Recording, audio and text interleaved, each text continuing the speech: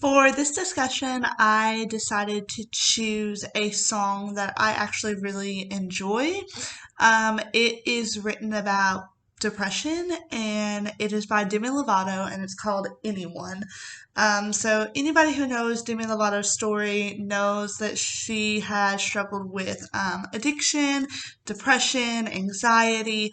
She has had multiple diagnoses. And so Demi Lovato decided that she wanted to take her music and within a recent album, she created an outlet for herself instead of hiding behind a facade, as she called it.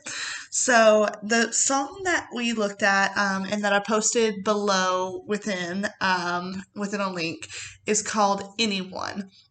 And there's a part of the song that really stands out to me, especially when in regards to talking about words such as depression or manic or bipolar meaning different things to different people. And that is within the song, she says, I used to crave the world's attention. I think I cried too many times. I just need some more affection, anything to get me by.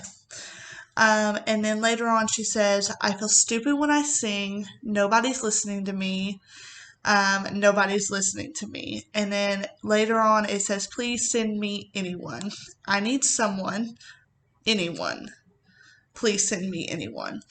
And so this is a great representation, in my opinion, of depression meaning something different to different people.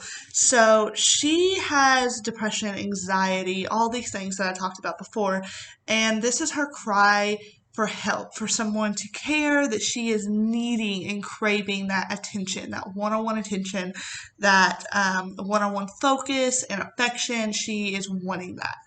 And a lot of times when people think about those that are depressed or anxious, they think about someone retreating and not as much seeking out attention or affection.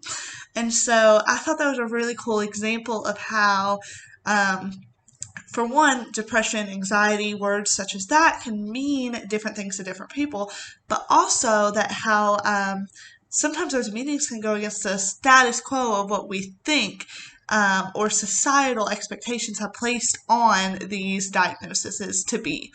So I really love that song and it's really great. And I think that's the main reason why I chose that song. But I just think it's very powerful. And the way that she's expressing that she just wants to feel loved, she wants to feel connected to anyone. It doesn't matter who, just have something meaningful with someone. Um, that relates back to what we've learned in Module 5 and 6 because treating patients is completely different. So, as we said, it means different things to different people, and each person, even though they can be diagnosed as depressed, they have different symptoms, they have different treatment methods that are going to be acceptable to use, and so we have to think about first our assessment methods of figuring out a diagnosis, and then our treatment plans of specializing it to them. And I believe it was in Module 5, there's a reading that I really liked, Interpersonal Processes in Depression.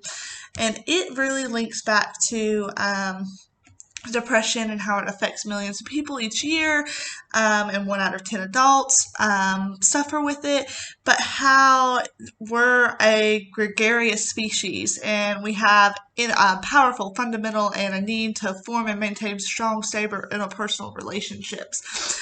And so I think a huge factor in, yes, depression, anxiety, manic, bipolar, they can mean different things to different people, but over, as we know, and DSM-5 really points out, we can kind of umbrella some of those symptoms.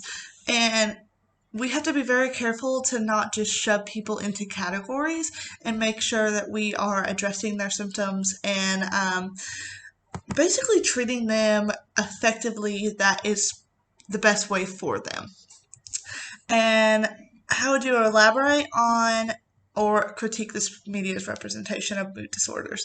So I would not critique this because I think this is a very personal representation of how she is feeling. I think that a lot of times we forget, and we're so educated in a sense that we are like, oh, well, that's not really what depression is.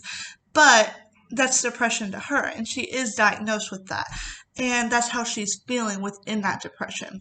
And so I really think that this just exemplifies how a diagnosis can be very personal and it can be expressed in very different ways.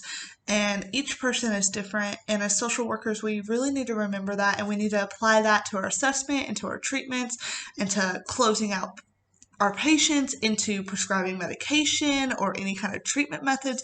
We need to understand and apply that at all times.